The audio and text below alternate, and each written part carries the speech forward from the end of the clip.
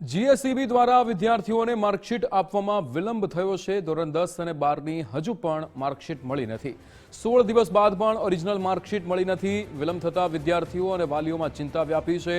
Document verification માટે original માર્કશીટની જરૂર હોય છે। શાળા સંચાલક મંડળે પણ માર્કશીટને લઈને ચિંતા વ્યક્ત કરી છે। વિદ્યાર્થીઓને માર્કશીટ પૂરી પાડવા ગુજરાત બોર્ડને વિનંતી કરી છે। એમ એક બાજુ એમ કહે છે કે અમે માર્કશીટના રંગરૂપ બદલ્યા છે। એ તમે રંગરૂપ બદલો તો તમારે પહેલેથી પ્લાનિંગ કરવું જોઈએ। પરિણામની સાથે જ માર્કશીટ આપવી જોઈએ। કારણ કે આ રીતે બાળકો દરેક મા બાપ અધ્ધર જીવે ચાલતા હોય છે। માર્કશીટ વગર એડમિશન ના મળે। તમે કોમ્પ્યુટરાઇઝ માર્કશીટ આપો તો એ ક્યાં સુધી વેલિડ ગણાય? કારણ કે કોમ્પ્યુટરમાં ચેડા થવાનો સવાલ છે। નપાસ થયેલો પાસની માર્કશીટ આપીને એડમિશન મેળવી શકે। એ સંજોગોમાં બોર્ડની એકચ્યુઅલ માર્કશીટ પરિણામના દિવસે જ મળવી જોઈએ।